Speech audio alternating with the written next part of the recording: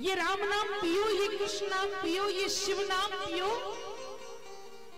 तो साथ जब तक शिव पुराण की कथा चलेगी तब तक कोई व्यसन नहीं करना है। पक्का है ना? और अगर आपने इस नियम से शिव महापुराण को सुना तो फिर मैं गारंटी लेती हूं इस बात की, पक्की बात है भैया, इस नियम से अगर आपने शिव महापुराण को सुना तो वर्ष भर में आपकी सभी मनोकामनाएं पूरी कर देंगे शंकर भगवान।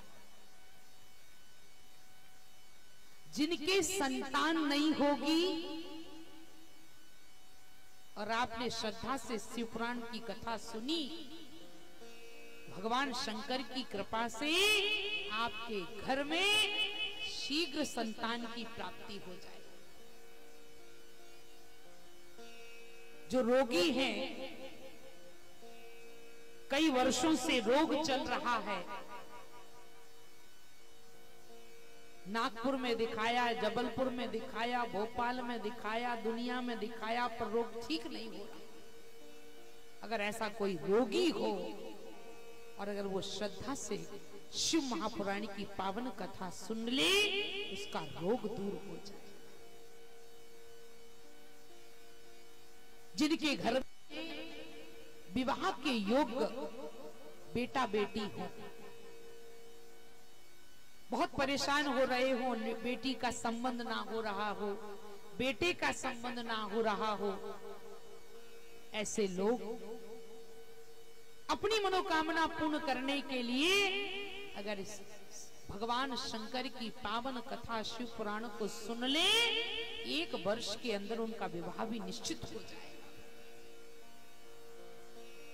जिन बच्चों का पढ़ाई में मन ना लगता हो, याद करते हैं पर भूल जाते हैं, ऐसे बच्चों को लाओ, उन्हें बिठाकर भगवान की कथा सुनवाओ, उनकी बुद्धि भी प्रखर हो जाए। कमाई बहुत होती है पर घर में बरकत नहीं होती, कर्जा बहुत माथे पर है, ऋण बहुत चढ़ गया है, ब्याज दे दे के परेशान हैं। अगर ऐसे लोग हैं तो आप आइए और शिव महापुराण की पावन कथा सुनिए। भगवान शंकर की कृपा से वर्ष भर के अंदर आपका ऋण चुक जाएगा और आप उऋण हो जाएंगे।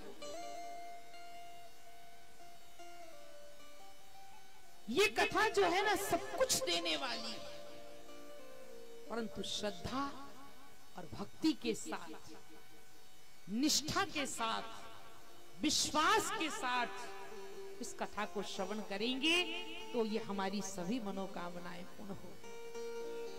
और निश्चित रूप से अगर हमने ये सब श्रद्धा के साथ कथा सुनी तो हमारे जीवन का दुख दूर भाग जाएगा और हमारे जीवन में सुख ही सुख आ जाएगा। और फिर हम सब गाएंगे, दुखिया सब संसार में, दुखिया सब संसार में, दुखिया। बोलो शंकर भगवान की जय। शिव महापुराण में ये बात प्रमाणित है, आप जो इच्छा करोगे शिव महापुराण में वर्णन आया है। शंभोः पुराण श्रवणन्ता फलम निश्चल भवे। शंभो पुराण माने शिव पुराण, श्रवण करने वाले को इसका फल निश्चित प्राप्त होता है, ये गारंटी है। ये शिव पुराण कह रहा है, मैं नहीं कह रही कि जो भगवान शंकर की कथा श्रवण करता है, शिव पुराण सुनता है, उसके जीवन में उसकी इच्छाओं की पूर्ति भगवान शंकर करते हैं। और एक बात और है, राम कथा हमें मर्यादा का ज्ञान कराता है। जैसे मर्यादित जीवन कैसा, और भागवत कथा जो है वो हमारे जीवन में भक्ति और प्रेम को बढ़ाती। राम कथा चरित्र निर्माण कराती। हम कहा करते हैं कि जीना सीखना हो तो रामायण की शरण में आ जाओ। जीना सीखना हो तो रामायण की शरण में आ जाओ, और अगर मरना सीखना हो तो भागवत की शरण में चले जाओ। रामायण जीना सिखाती है, आर्ट ऑफ लिविंग, जीवन जीने की कला कैसी होनी चाहिए, ये रामायण बताती है। हमें हमारे धर्म का पालन करना। पुत्र का धर्म क्या है? यही धर्म है कि पिता को वृद्धाश्रम में जाके भर्ती कर दे, या पत्नी लेकर न्यारा हो जाए और बूढ़ी डुकरिया बेचारी रोटी बनाए। ये पुत्र का धर्म है? नहीं। पुत्र का धर्म क्या है, रामायण सिखाती है। पुत्र उसे नहीं कहा जाता है जो हिस्सा बांटा करे, बंटवारा कराए, खेती बंटवाए और अलग हो जाए ना। पुत्र उसे कहा जाता है जो माता पिता की आज्ञा का पालन करे,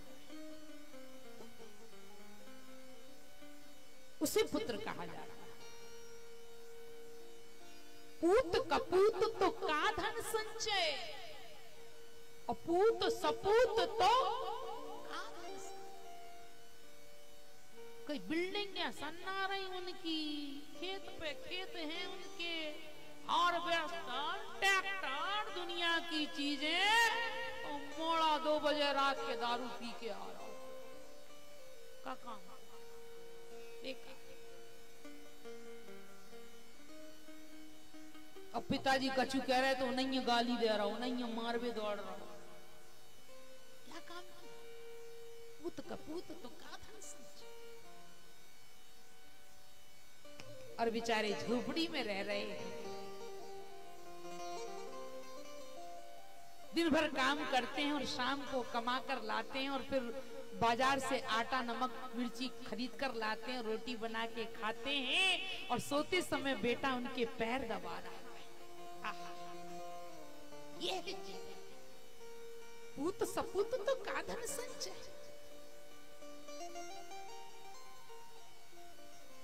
2 माताएं रेल में यात्रा कर रही थी।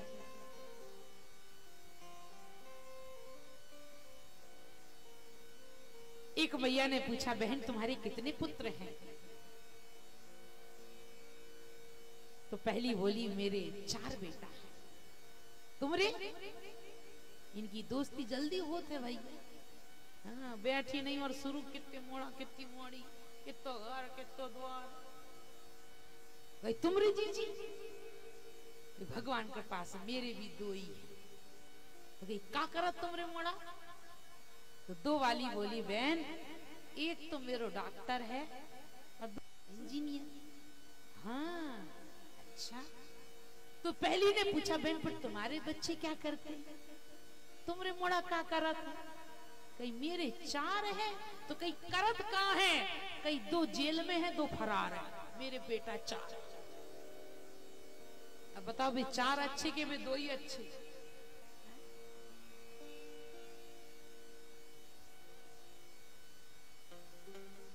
ये मर्यादा, ये भक्ति, मात्र पितृ भक्ति, ये रामायण सिखाती है। भक्ति और प्रेम अगर जीवन में आए तो भागवत बताता है। कथा बहुत लंबी है। ये दोनों चीजें रामायण और भागवत तो हमें मर्यादा और ज्ञान भक्ति प्रदान करती है, पर शिव पुराण हमें क्या देता है? अभी अभी मैंने आपसे जो बात कही थी, शिव पुराण की अपनी एक अलग विशेषता है। शिव पुराण हमारे जीवन के जितने जाने अनजाने पाप हैं, उन समस्त पापों को नष्ट कर देता है। जितने हमारे जाने अनजाने पाप हैं, उन समस्त पापों को शिव पुराण समाप्त कर देता है और शिव पुराण से कपटी के कपाट खुल जाते हैं। समझ में आई? जो कपटी होते हैं ना, कपटी कौन से होते हैं? तो मत कहिए वो अंग्रेज ने कही प्लीज गिव मी 2 कपटी। दुकानदार बोलो 2 कपटी, तेरो बाप कपटी में काय कपटी? वो कह रहा 2 कप चाय दे दे, ये उन्मान के जो मैं कपटी कह रहा हूं। कपट जिसके मन में होता है, कपटी के कपाट खोल देता है ये शिव महापुराण, है ना? कपटी के कपाट जानते हो? दरवाजे। क्योंकि जब तक कपट रहेगा तब तक मन में भगवान नहीं रह सकता। कपट के कपाट अगर बंद होंगे तो भगवान का प्रवेश नहीं होगा। तो ये जो शिव पुराण है ये कपटी के कपाट खोल देता है, और कपाट खुले तो उसमें भगवान शिव का प्रवेश हो जाता है। तो शंकर भगवान